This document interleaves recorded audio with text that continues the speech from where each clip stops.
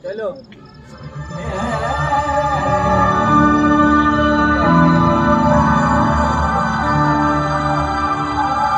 विनम्र किसान का बेटा था वो दृढ़ता का भंडार।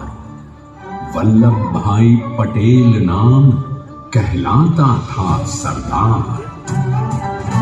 कृषक कार्मिक जनगण से था उसको प्यार अपार।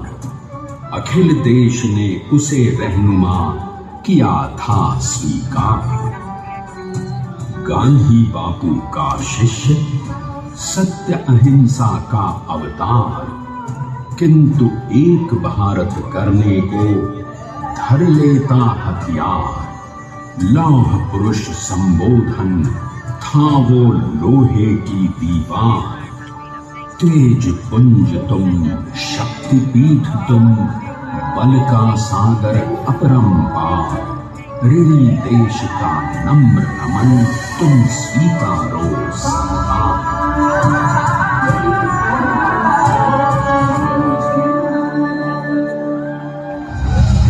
1857 में अंग्रेजों को ललकारने वाले पहले स्वतंत्रता संग्राम के एक सक्रिय सिपाही थे झवेर भाई पटेल। करमसद गांव के इस बहादुर देशभक्त किसान और उनकी पत्नी लाड भाई के 5 बेटों और 1 बेटी में से चौथे पुत्र थे वल्लभ भाई। बालक वल्लभ ने करमसद के बाद नडियाद से अपनी हाई स्कूल की शिक्षा पूरी की। फिर 13 साल की उम्र में उनकी शादी भी हो गई छोटी सी झवेर बाई से। 2 बच्चों, बेटी मणि बहन और बेटे डाया भाई को जन्म देने के बाद झवेर बाई असमय ही चल बसी। सदी बदलने और 20वीं सदी आने पर उनका जीवन भी एक चमत्कार की तरह बदला। प्लीडर का इम्तिहान पास करके वो वकालत करने लगे। पहले गोधरा, फिर आनंद और उसके बाद अहमदाबाद में। मगर जल्द ही वकालत छोड़कर वो बैरिस्टर बनने की इच्छा से इंग्लैंड चले गए। लंदन में बैरिस्ट्री में अव्वल आने और वजीफा जीतने वाले वो अनोखे भारतीय थे। अब तो अहमदाबाद की वरिष्ठ अदालत में बैरिस्टर पटेल की जिरह और जीतों की धूम मच गई।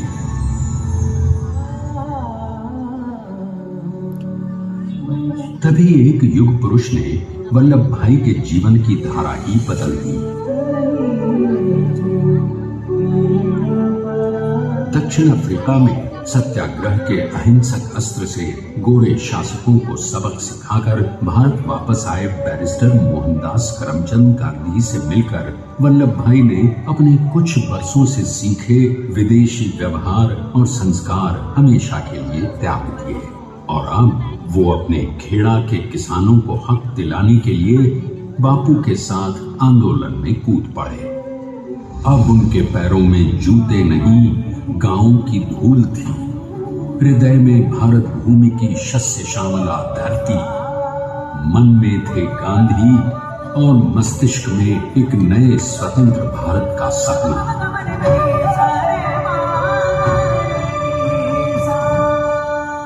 तभी बारडोली के मजबूर मजलूम किसानों की यातना का समाचार उनके पास पहुंचा।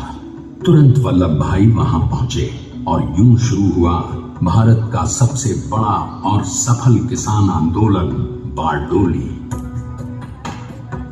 वल्लभ भाई ने बारडोली के 87,000 किसानों को ऐसा अटल अडिग अचल मनोबल दिया कि अंग्रेजी सरकार हिल गई और 1 बरस के बाद उनका लगान माफ कर दिया गया।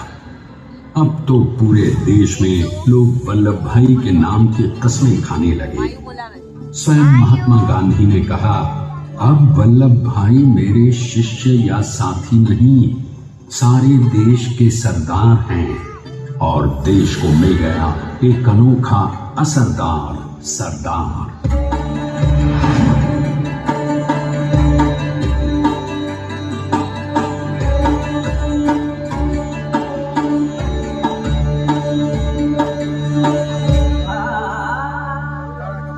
सरदार पटेल के नाम और देशभक्ति से अंग्रेज डर कर कांपने लगे। 1930 के नमक सत्याग्रह और दांडी कूच में वो बापू से भी पहले गिरफ्तार किए गए। तो सन 1932 में फिर उन्हें बापू के साथ ही जेल में 2 सालों के लिए डाल दिया गया। मगर आजादी के दीवानों को, स्वतंत्रता के परवानों को कौन गिरफ्तार कर पाया है। जेल से छूटते ही सरदार को कांग्रेस के नए राष्ट्राध्यक्ष पद पर चुना गया और उनकी सरपरस्ती में राष्ट्रवादी भारतीयों ने तमाम ब्रिटिश सूबों में जीत हासिल कर वहां अपनी स्थानिक सरकारें बनाई। किंतु सरदार का सपना केवल सरकार बनाना नहीं था। उनका स्वप्न तो था एक ऐसे नए भारत का जहां हर रंग, हर रूप, हर जात, मजहब, तबके का हिंदुस्तानी एक साथ मिलकर एक ऐसा नया भारत बना सके जहां पूर्ण स्वराज के साथ सारे समाज को गरीबी, अशिक्षा, छुआछूत से भी आजादी मिल जाए। इसकी पहली रणनीति थी भारत को अंग्रेजों की गुलामी से आजादी, ताकि भारत के लोगों की अपनी सरकार सबके साथ और सबके विकास के लिए काम कर सके। बापू की अगुवाई में अब देश ने अंग्रेजों को अंतिम चेतावनी दे दी, करेंगे या मरेंगे, क्विट इंडिया, अंग्रेजों भारत छोड़ो। बस फिर क्या था, संघर्ष की रणभेरी बजी। 3 सालों के लिए सरदार पटेल को भी सत्याग्रही नेताओं के साथ जेल में ठूंस दिया गया। 2 सालों के बाद अंग्रेजों को बापू के सभी शिष्यों और साथियों को छोड़ना पड़ा।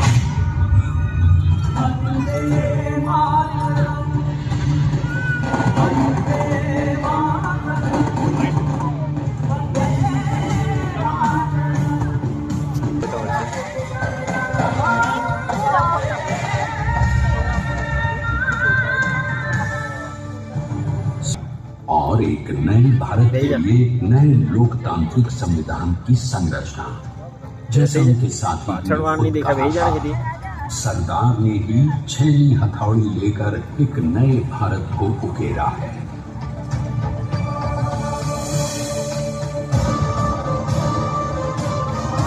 स्वाधीनता तो प्राप्त हुई, लेकिन खंडित भारत में भी उठते विभाजनवादी अंधकार को अभी दूर करना था। जब देश के खंड खंड होने का भय उत्पन्न होने लगा तो सरदार ने निर्भय होकर खुद अपनी केंद्र चुनौती दे डाली और जम्मू कश्मीर को बचाने के लिए सारे देश का आकाश वायुयानों से भर गया। भारत में विलयीकरण को पाकिस्तान से चुनौती मिली। सरदार इंच धरती अब और विभाजित नहीं होनी चाहिए।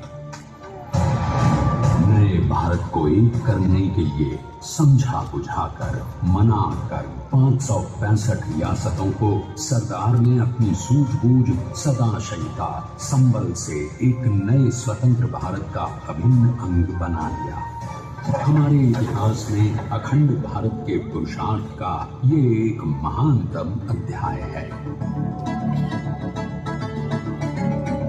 आने ताने बाने में ऐसे पिरोना है कि एक दूसरे में गुंथ जाए और बेहतरीन बनावट वाला एक नया भारत उभर कर सामने आ सके। अंततः अपने वज्र दृढ़ संकल्प से एक नया विराट विशाल एक भारत श्रेष्ठ भारत बनाकर दिखा ही दिया सरदार ने।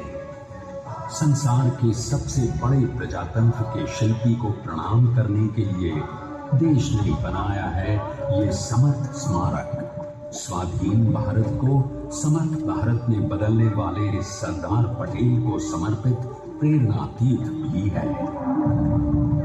प्रधानमंत्री श्री नरेंद्र मोदी के नेतृत्व में बनी विश्व की इस विशालतम प्रतिमा के सामने आकर सारी दुनिया जैसे स्वयं ही नतमस्तक हो जाती है।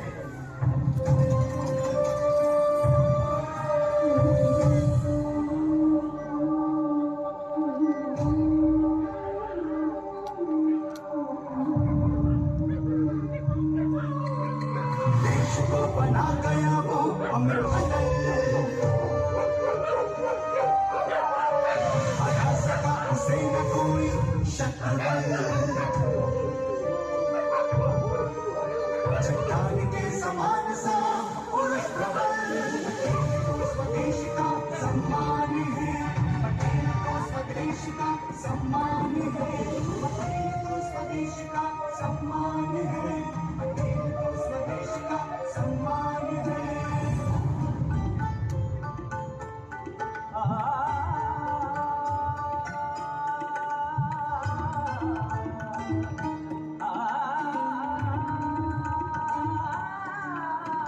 ऊंचाइयां आकाश को छुए हुए, गहराइयां समुद्र के लिए हुए, कदम अधिक जमीन पर जमे हुए, पटेल अपनी आन बान शान